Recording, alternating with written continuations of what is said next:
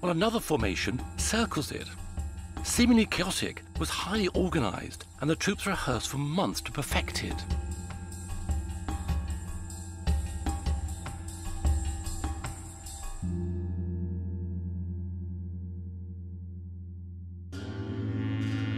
Hundreds of monks arrive, carrying green drums and cymbals.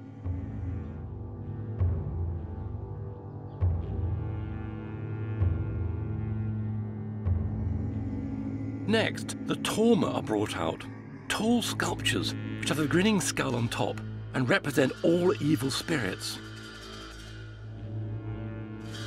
Wearing an ornate headdress, the Nechung Oracle, a monk who is chosen for his psychic powers, appears in a state of possession. The Oracle's helmet and costume are so heavy that the medium can hardly walk in them when he's not in a trance-like state.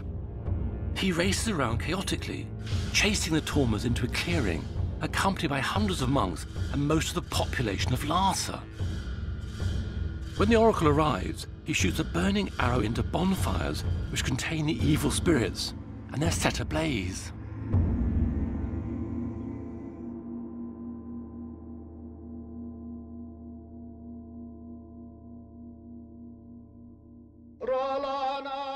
The whole of Lhasa was distracted by festivals or ceremonies for nearly a quarter of the year.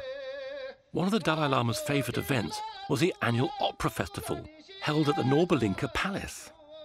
During summer in Nobulinka, I think around July or August, on summer festival, the folk dance, and also every day the military performance. So like another child, I love the military the performance.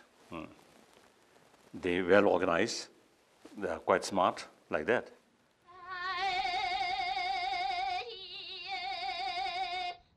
Opera, Tibetan unique opera is a play. So during that period, I have no lesson, free, holiday.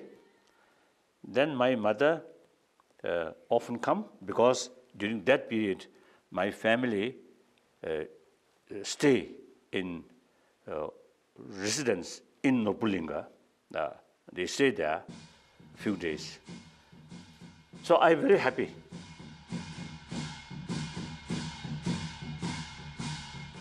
Then after 5 days, festival finish. The next day, my lesson started. And same time, the 5th day evening, my mother depart. So I feel very, very sad.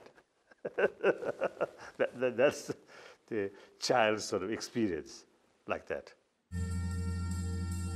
Many of the religious festivals had an additional civil or governmental element. At the review at Trapchi, the Tibetan cavalry assembled in front of the cabinet and government officials.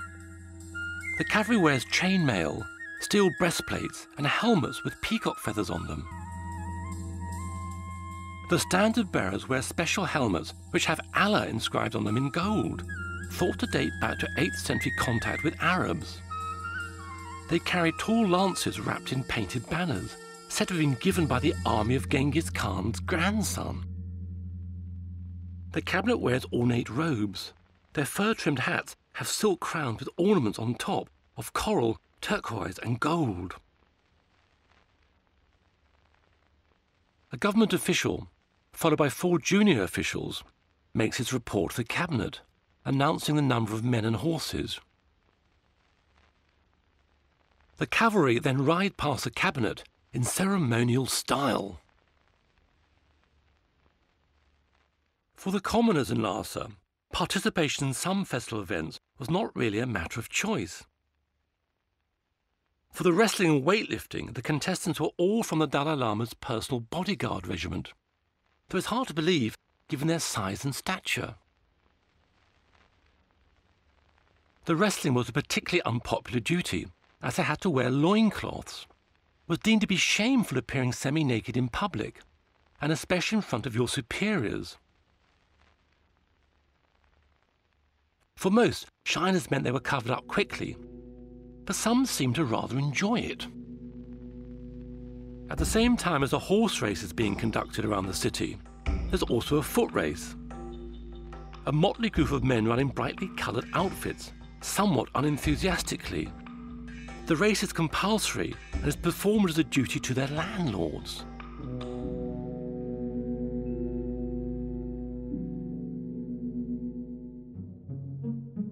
For the Tibetan aristocrats, there were lots of social events to attend at the British Mission, or Deki Linka. In true colonial style, tea was served and even darts were played.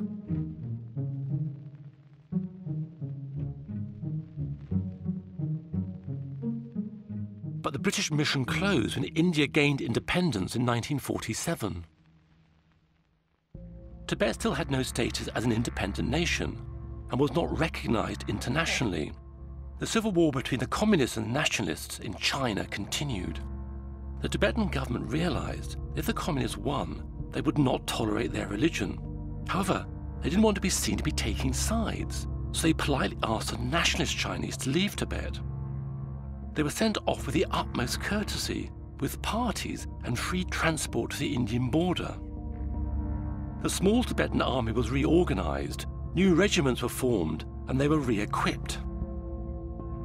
In 1949, the Chinese Civil War ended, and the People's Republic of China was established under Mao Zedong's chairmanship. One of their first objectives was to bring Tibet back into what they called the motherland. On the 6th of October 1950, 40,000 Chinese soldiers of the People's Liberation Army invaded Tibet, and the small Tibetan army was quickly overwhelmed and forced to surrender. The issue of the invasion was raised with the United Nations, but nothing was done. Indeed, the international community did shamefully little to help Tibet in its plight. So, the Tibetans had nothing to do but to negotiate with the Chinese. To do this, they needed a sole ruler. And so Dalai Lama, still with 2 years of training ahead of him, was rapidly giving the power to rule in Tibet. Incredible this, 16-year-old boy was suddenly made the temporal and spiritual ruler of Tibet. The teenager acted quickly and sent delegations to Britain and America, but it was the height of the Cold War, and they refused to help. The Chinese, however, were happy to talk.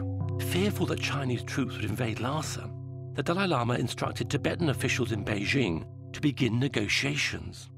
The 17-point agreement, in which Tibet was defined as being part of the Chinese motherland, was signed in Beijing without the Dalai Lama's consent.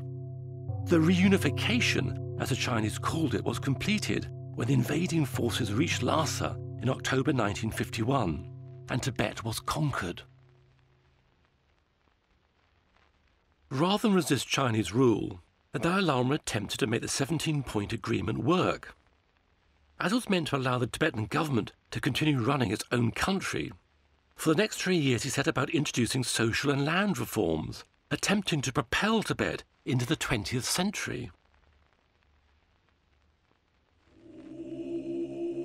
In 1954, Dalai Lama received an invitation from the Chinese to go to Beijing.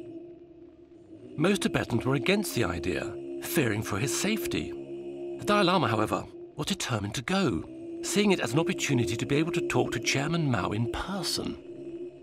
Then I felt, not only me, but some officials, some high officials, now two opinions. One opinion, now this is right time, should go to Peking and meet high officials, high leaders. Then some very much reluctant, very much against. I think out of fear.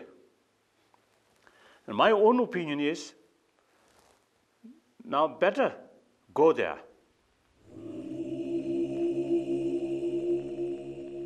Now this is the, actually, you see, departing Lhasa to China.